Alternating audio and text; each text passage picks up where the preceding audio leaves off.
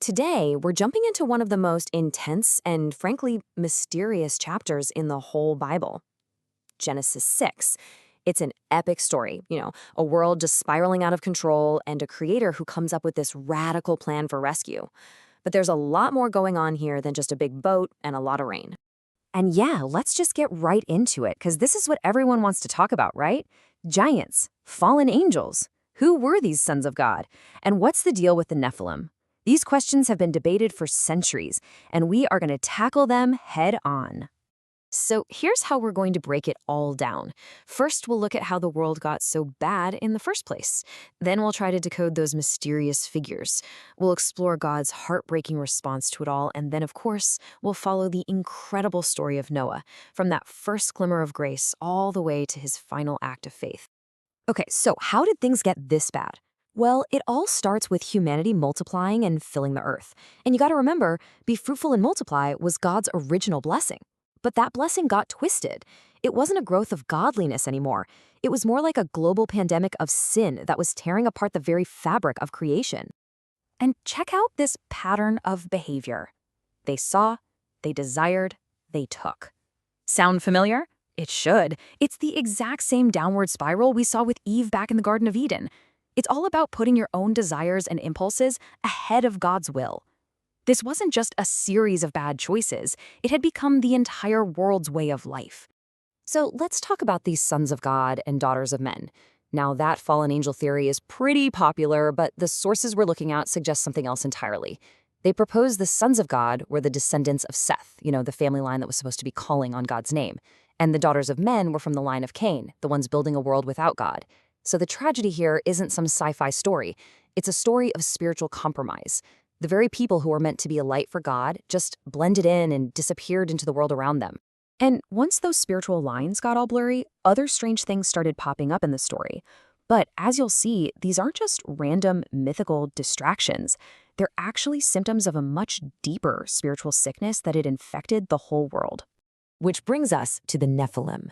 The text actually calls them mighty warriors and people of renown. So instead of thinking of them as literal monsters, the sources frame them as symbols of a culture that was obsessed with power, fame, and human achievement. Think of them as the superheroes, the celebrities, the influencers of their day. Their greatness was measured by a standard that had completely cut God out of the picture. All right, here's another thing that often gets misunderstood. You've probably heard that God limited human life to 120 years here. But that's not quite right. People kept living way longer than that, even after the flood. This 120 years, it wasn't a biological limit. It was a deadline. It was an incredibly patient grace period God was offering humanity. One last chance to turn around before judgment finally came. So the world is corrupt, fame is celebrated more than faith, and God's final warning has been given. This leads us to the real emotional heart of the chapter, God's own gut-wrenching response to what his creation had become. Just listen to this verse. It's absolutely devastating. The corruption wasn't just in what people were doing, it had soaked into the very core of who they were, their thoughts, their plans, every single inclination. The text uses words like every, only, and all the time to show just how total the problem was. There was just no way for humanity to fix itself. And God's reaction to this, it's maybe not what you'd expect. The primary emotion isn't described as pure rage. It's sorrow, deep grief. The original Hebrew word suggests a profound regret. It's like an artist looking at their masterpiece, something they once called very good, and seeing it completely vandalized. It is the heartbreak of a creation. And it's from that place of deep sorrow that this solemn, world-changing verdict comes. The corruption is so complete, so irreversible, that the only way forward is a total reset. It's a judgment to wipe the slate clean. But right when the story hits its absolute darkest point, with a verdict of total destruction hanging over everything, the entire narrative pivots on just a few powerful words. This is the moment where everything changes. After that sweeping judgment against the whole world, you get these two words just hanging in the air. But Noah. They're packed with so much suspense and so much hope.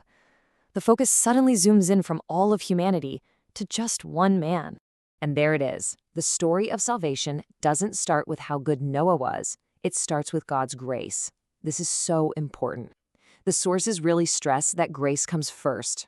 It's God's unearned favor reaching out to Noah, not the other way around. You could say grace is the cause and Noah's righteous life is the effect. So, who was this guy who received God's grace? Well, the text tells us three things about him. He was a righteous man, he was blameless in his generation, and he walked faithfully with God, just like his ancestor Enoch. Now, this isn't saying he was perfect or never sinned. It's saying that his life, fueled by that grace, was pointed toward God in a world that had completely turned its back on him. Now, God's grace wasn't just some abstract idea. It came with a very specific, very tangible plan. It came with a blueprint for the ark, a massive instrument of salvation for a world about to be hit by a wave of judgment. And what's so fascinating is how the ark's design is just loaded with theological meaning. Get this, it has no rudder. Why? To show that God, not Noah, is in control of this journey. It has only one window, and it's at the top, forcing everyone inside to look up toward God, not out at the chaos all around them. And it has just one door, one way in, a single divinely provided path to salvation. So God provides the grace and he provides the plan. But for salvation to happen, there has to be a human response. And Noah's response, well, it's one of the most powerful pictures of faith in action you'll find anywhere. You know, this detail is incredible. In a chapter filled with the noise of a corrupt, boastful world, Noah doesn't say a single recorded word. While all the men of renown were out there making names for themselves, Noah is defined by his silent, steady work. His faith wasn't spoken, it was built, plank by plank. And this one sentence just sums it all up. The key here is that his obedience was complete. It wasn't partial. He didn't just pick and choose the parts that made sense to him. He did everything God commanded. And that right there is the definition of faith in this story, hearing God's word and trusting it enough to act on it completely. And that really brings us to the final thought. See, Genesis 6 isn't just some ancient story about floods and giants. It's a timeless story about a world that has lost its way, and the call to build a life of faithful obedience right in the middle of all the chaos. And it leaves every single one of us with a question that's just as relevant today as it was back then. When the waves are rising all around you, what are you building?